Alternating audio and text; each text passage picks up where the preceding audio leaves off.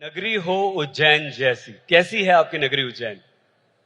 जैसा कि आपने खुद ही बताया कि पूरी दुनिया से श्रद्धालु बाबा महाकाल की एक झलक पाने के लिए यहाँ आते हैं, तो उज्जैन नगरी का इतना महत्व है, बाबा महाकाल की नगरी का इतना महत्व है। यहाँ पर जो पुलिस डिपार्टमेंट है वह भी जब अपनी ड्यूटी करता है तो सेवा के भाव से, समर्पण के भाव से, इस भाव से करता है कि हमें ये अपॉर्चुनिटी मिली है, ये अवसर मिला है कि हम लोग ये प्रयास करें कि जितनी भी संख्या में श्रद्धालु आ रहे हैं उनको किसी प्रकार की कोई असुविधा ना हो, कोई रास्ते में बाधा ना हो, कम से कम समय में बाबा के दर्शन उनको अच्छे से हो जाएं। तो पूरी की पूरी टीम हमारी इस निष्ठा से, समर्पण से, इस भाव से कार्य करती है और अपने लिए बहुत बड़ा अपॉर्चुनिटी मानती है और सौभाग्य मानती है यहाँ पर सेवाएं देना। संजय सर, किस तरह का यहाँ पर प्रबंध होता है?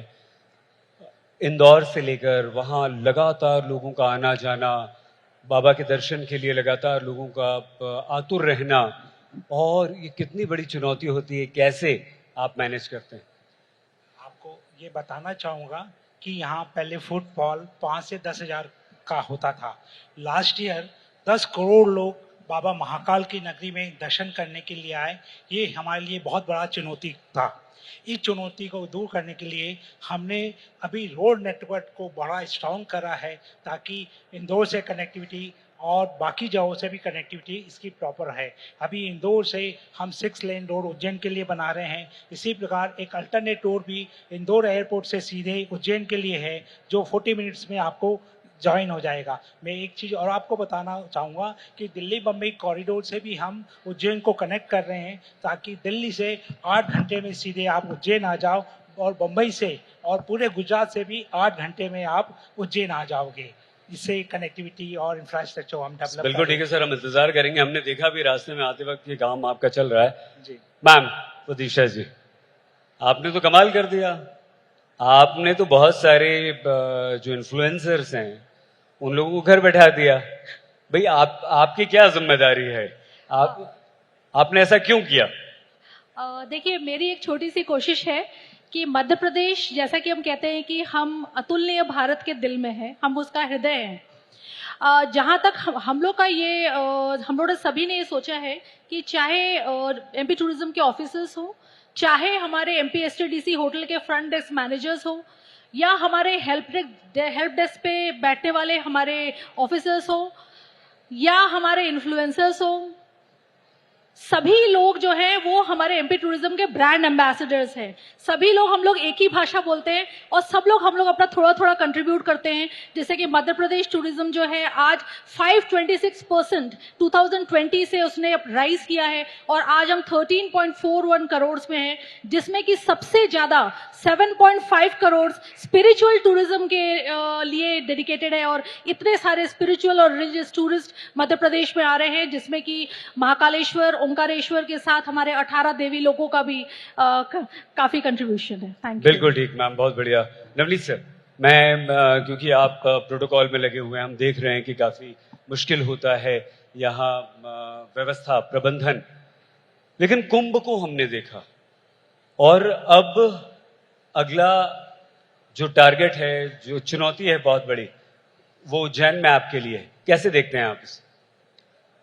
2028 में होने वाले सिंहस्थ के लिए हमारे माननीय मुख्यमंत्री महोदय का विजन और उनके विचार अभी आपने सुने भी। उसको देखते हुए मुख्यमंत्री महोदय ने हम लोगों को प्रयागराज भेजा था।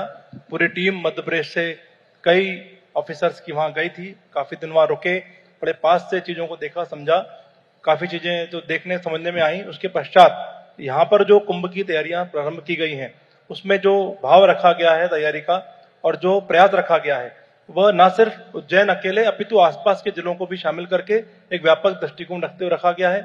और जिस प्रकार प्रयागराज में काफी संख्या में श्रद्धालु आए, उसको देखते हुए श्रद्धालुओं की संख्या का अनुमान लगाने का प्रयास किया जा रहा है।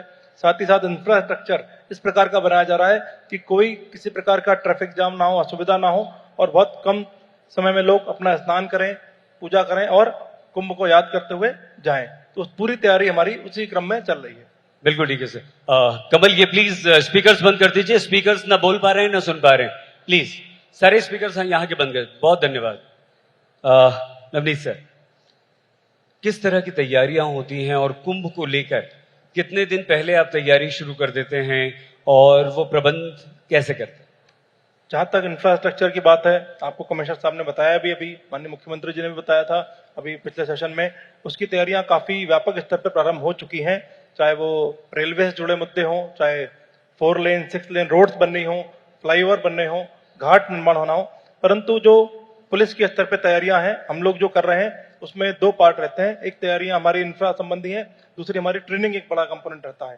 तो लगभग 1.5 वर्ष पहले हम लोग ट्रेनिंग कंपोनेंट को ध्यान में रखते हुए शुरू करेंगे, जिससे कि हम अपनी पुलिस फोर्स को सैनिटाइज कर सकें, जिससे कि वो इतने बड़े जो संख्या में श्रद्धालु आ रहे हैं उनसे डील कैसे करें, उनके साथ कैसा व्यवहार करें और उनको किस तरह से वो सपोर्ट करें, जिससे कि वो लोग अपना कम से कम मार्ग तय करके अपने श्रद्धालु जो अपना स्नान कर सकें, पूजा कर सकें। इसके लिए सैनिटाइजेशन ट्रेनिंग हमारी 1.5 साल पहले शुरू हो जाए।